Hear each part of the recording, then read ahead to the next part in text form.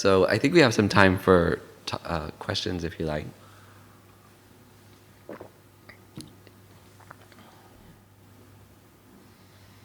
Thank you very much, Scott, and thank you for taking us on this both intellectual and experiential journey. It's wonderful to meditate together.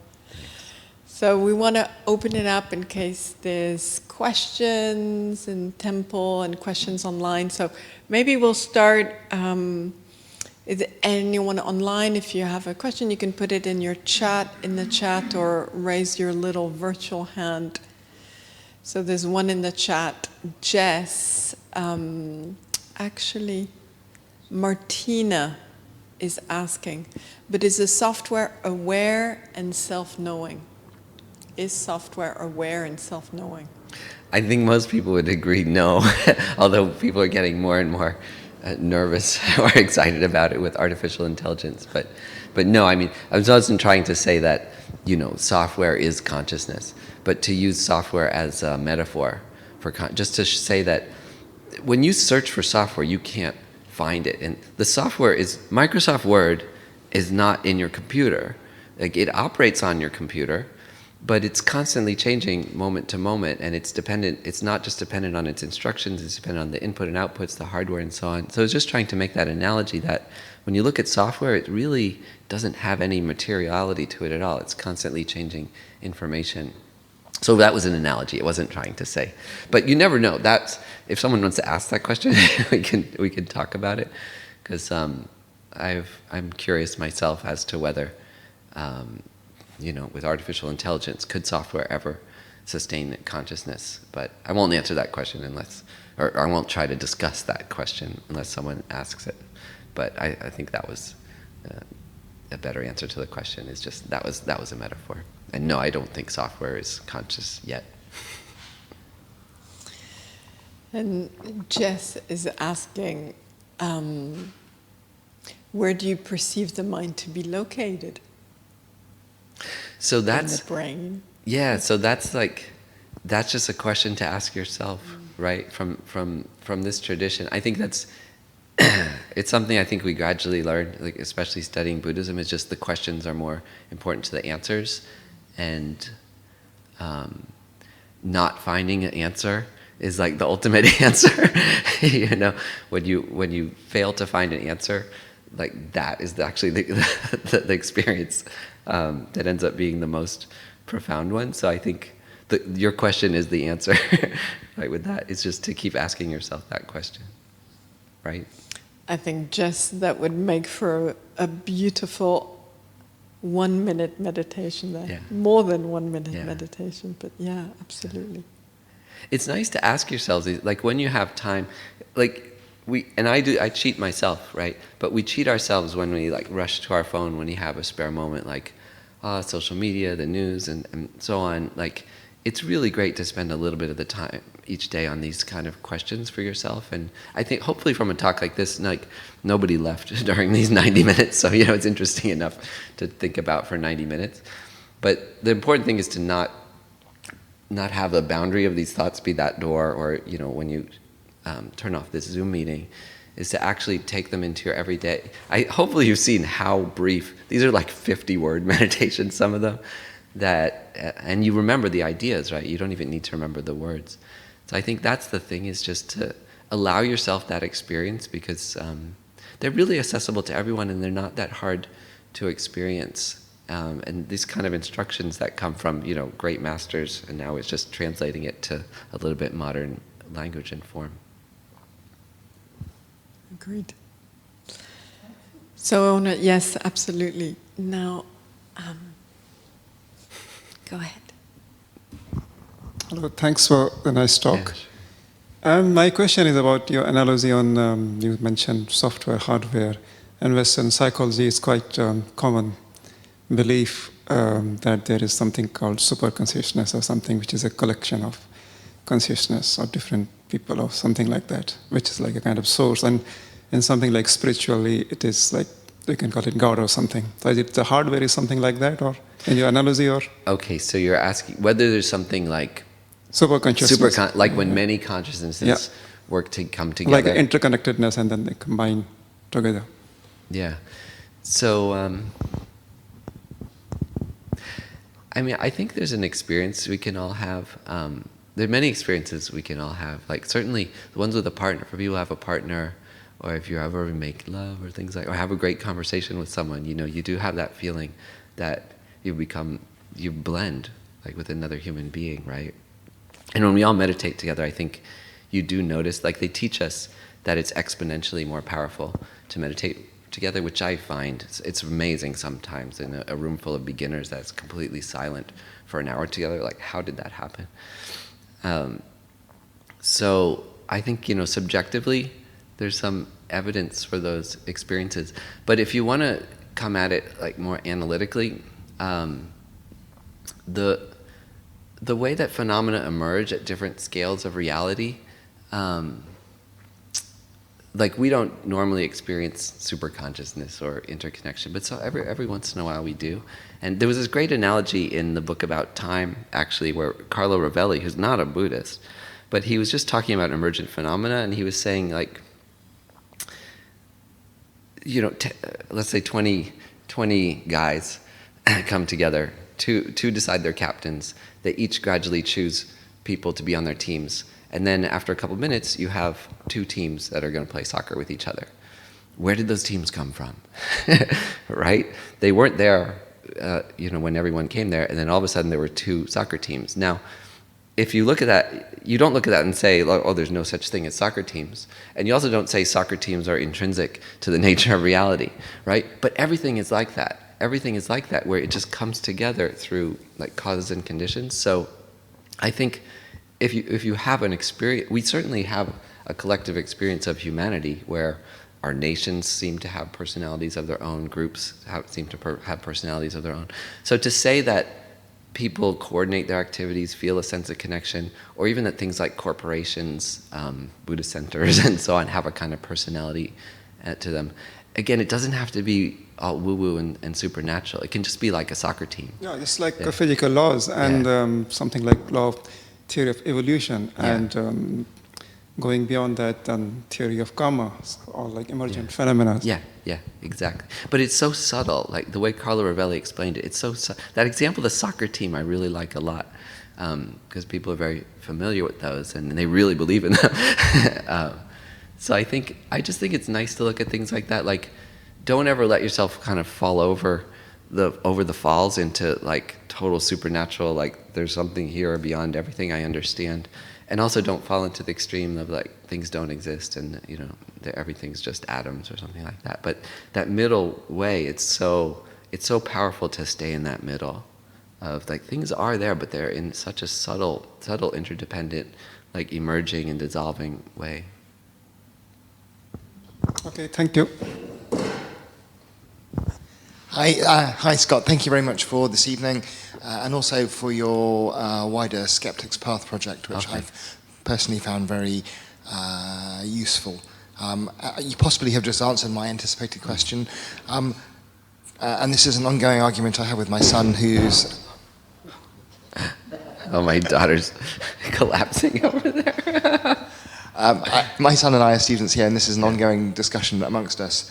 To what extent do you think, or have you found, that it's possible to fully engage with the Tibetan path particularly, while still remaining skeptical or uncomfortable with anything that feels a bit woo-woo, and particularly karma and a full-blooded interpretation of the continuity of consciousness? Is it possible to practice and engage without perhaps fully diving into a full-hearted belief of those things? So from my perspective, it's not only possible, but it's required, at least according to the Buddha and this tradition, that the Buddha taught, treat everything I say with skepticism. You have to validate it yourself. And every person in each new culture, each generation has to keep doing that. And if you find something isn't valid, you know, put it on the shelf. Now, of course, a lot of people have found these teachings valid over 2,500 years. So, you know, there's a lot going for them. And It would be kind of hubristic to say, my naive view of reality is more true than the Buddha's. But the Buddha himself said, do not take anything I said on faith. He actually said, treat it like gold, that you need to scratch it and bite it and so on to test whether it's true. And in this tradition the Indo-Tibetan tradition that comes from the Nalanda monastery, really, they even force you to take the opposite position in the monasteries. Like they force you to take the opposite position of the Buddhist doctrine, so that you see for yourself whether one of them really is true or not, and defensible. In the old days, you had to actually convert to the other person's point of view if they won the debate. It was that. I love that. It's really, really amazing. So personally, I think not only is it possible, it's required. And if you come to Buddhism as a believer, you're really missing out on the genuine experience of at least being a Buddhist according to this tradition. To unthinkingly accept the teachings on faith, I think would not really be to learn them in the first place, because you really have to probe them and ask the questions. And I think as you keep diving into the tradition, you see for many things don't actually have an answer. What you find is something beyond answer or not answer, that lies at the heart of a lot of these questions. That said, I like to say, and I'm writing a book on Skeptic's Path, the first sentence in Skeptic's Path is my honest admission, I am a Buddhist. But then the second sentence is, but the purpose of this book is not to convert you to be a Buddhist. And then I quote Geshe Namdak in the third sentence, and I say, he says, the purpose of Buddhism isn't to make more Buddhists, it's to make happy minds. And so I think going into it with skepticism is very good, and it's reasonable if you can't believe those things for this whole lifetime. And even if you don't believe in past and future lifetimes, maybe just for this lifetime, you don't believe in future lifetimes. Thank you. Thank you. Let's take one more question, and then I'm aware of the time, so we'll wrap up. But go ahead. Thanks. And thanks for your talk. It's really interesting. And I need to check out the Skeptic Guide. But I was just wondering, I've been interested recently in trying to learn a bit about neuroscience and that kind of thing. And things like dopamine and serotonin and oxytocin.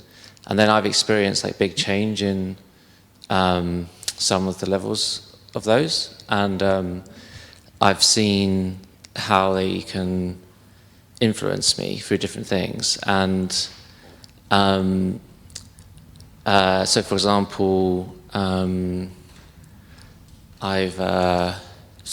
through that, I've had a big increase in empathy in how I relate to other people. And then also another thing is that, I used to have a rational reason, rational framework for why I was obsessed with the past and analyzing it, and then also obsessed with the future and regretting. And now I have a rational framework for why that doesn't make any sense whatsoever, and it's not even possible for me. The thought process of I regret doing this is like someone trying to think, I regret that Tower Bridge was not built 100 meters down the road because then it'd be easier for me right now to cross it.